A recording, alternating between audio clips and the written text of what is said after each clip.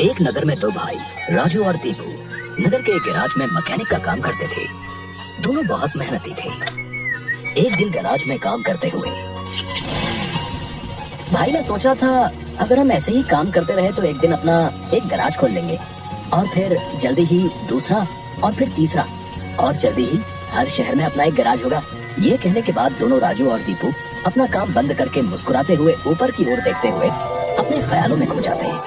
सपने में राजू और दीपू अपने नए गैराज के उद्घाटन की रिबन काट रहे हैं। तभी पीछे से उसकी पीठ पर कोई धक्का देता है और दोनों घबरा के सपने से बाहर आते हैं। राजू के बगल में उसकी गैराज का मालिक, ग्रे शर्ट, काले पैंट, सिमटे हुए बाल और आंखों पे चश्मा। तुम दोनों से एक काम सही से नहीं होता। कल एक गाड़ी तुम लोगों ने बना के दी थी, ग्राहक का फोन आया था, उनकी गाड़ी से धुआं निकल रहा है और रास्ते में बंद हो गई है। ये 1 महीने में तुम्हारी 8वीं शिकायत है। मैं तुम दोनों को अभी काम से निकालता हूँ। निकल जाओ मेरे गैराज से। मालिक, पर यह भी तो हो सकता है उसकी गाड़ी खराब हो। हमने तो ठीक से ही काम किया था। खराब गाड़ियों को ठीक करना ही हमारा काम है।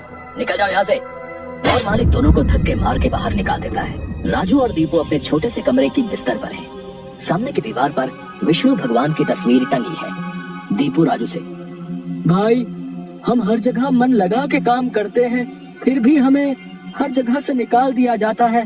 किसी को हमारी कद्र ही नहीं। हाँ भाई, यहाँ किसी को हमारी कद्र नहीं है। चल किसी दूसरी जगह जाते हैं, वहाँ शायद हमारी कीमत हो। भाई, पर हम वहाँ करेंगे क्या? याद है माँ कहती थी कि भगवान का नाम लेने से सब मिल जाता है। हाँ, चल सामान बांध, अब हम यही करेंगे। भगवान का नाम लेंगे और पैसे कमाएंगे। वो कैसे? अरे हम बाबा बन के लोगों को ज्ञान देंगे और उनसे पैसे लेंगे। वो तो ठीक है, पर हम लोगों को क्या ज्ञान देंगे? अरे वही जो माँ हमें देती थी। तू ज्यादा सवाल मत कर, सामान बांध। हम राजा सूर्यदेव के चंपक नगर जा रहे हैं। चंपक नगर में राजू और दीपू गेरुई धोती और गेरुई शॉल में, कंधे तक बाल, गले में रुद्राक्ष की माला, पैरों में खड़ाऊ, कंधे पे लटकी मटमैली गठरी, कलाइयों में बंधी रुद्राक्ष की माला, एक बड़े बरगद के पेड़ के नीचे बने चबूतरे के सामने। ये राजा सूर्यदेव का चंपक नगर है। हम यहीं से शुरू करेंगे। दीपू सुन, आज से तेरा नाम दीपू नहीं दीपेश्वर है, समझा? और मैं एक सिद्ध योगी। मैं यहाँ बैठता हूँ और ध्यान करता हूँ। तू नगर में जाके ये खबर फैला कि एक सिद्ध योगी आए हैं जो हर समस्या का हल देते हैं। ठीक है, मैं जाता हूँ।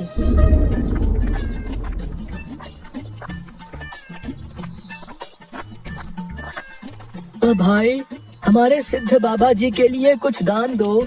ये कौन से बाबा हैं और कहाँ हैं? बड़े सिद्ध बाबा हैं। उनके पास हर समस्या का हल है। नगर के बाहर जो बड़ा बरगद का पेड़ है ना, वहाँ ठहरे हुए हैं। अगर तुम्हें कोई समस्या हो तो उनसे जाके मिल लो, वो तुम्हें हल जरूर बताएंगे। और हाँ, दान के लिए कुछ लेकर जरूर आना। हाँ, मैं जरूर आऊंगा। औरों को भी बता दो, पूरे नगर का भला हो जाएगा। जरूर बाबा जी, जरूर। राजू पेड़ के नीचे ध्यान में बैठा हुआ है और दीपू थैले में सामान लेके उसके पास जाता है। मैंने नगर में खबर फैला दी है, जल्दी ही लोग यहाँ आते होंगे। तुम तैयार रहो। मैं तो कब से तैयार हूँ, देखते हैं क्या होता है। राजू फिर से ध्यान में बैठ जाता है।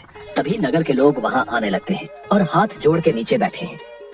बाबा, हमारा काम नहीं चल रहा, कृपा करें।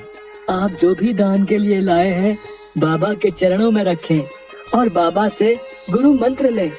दुकानदार राजू के पास पैसे रखता है और हाथ जोड़कर खड़ा हो जाता है। राजू इशारे से दुकानदार को अपने पास बुलाता है और उसके कान में कहता है, श्री राम।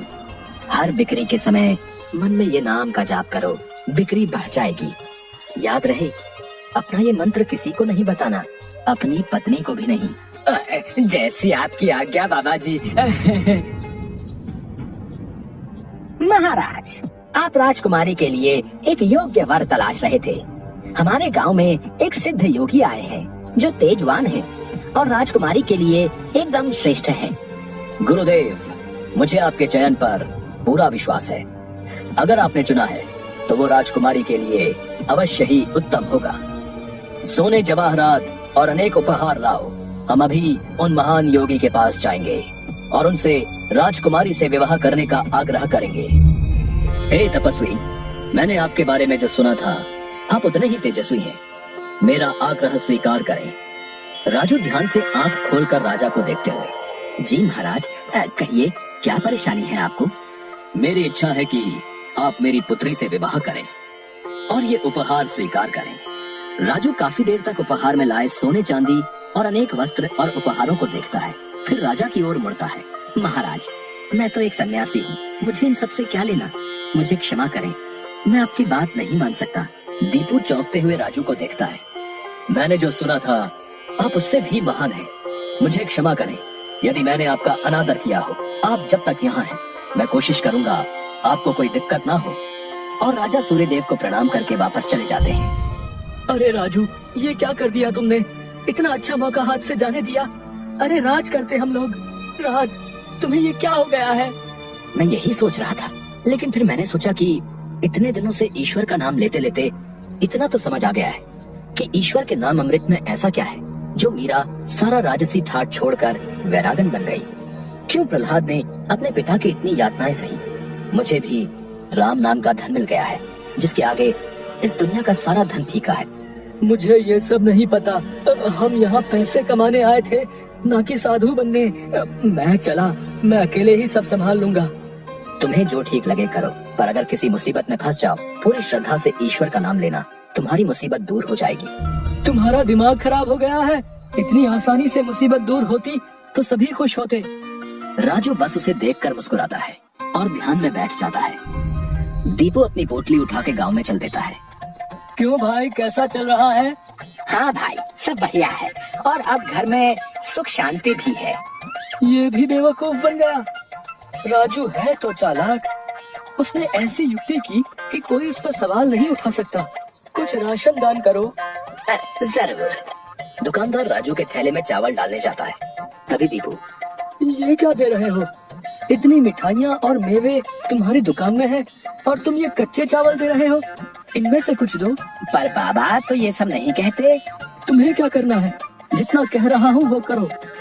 दीपू आगे जाता है और जोहरी की दुकान में दुकानदार से, और भाई जोहरी, कैसी चल रही है दुकानदारी?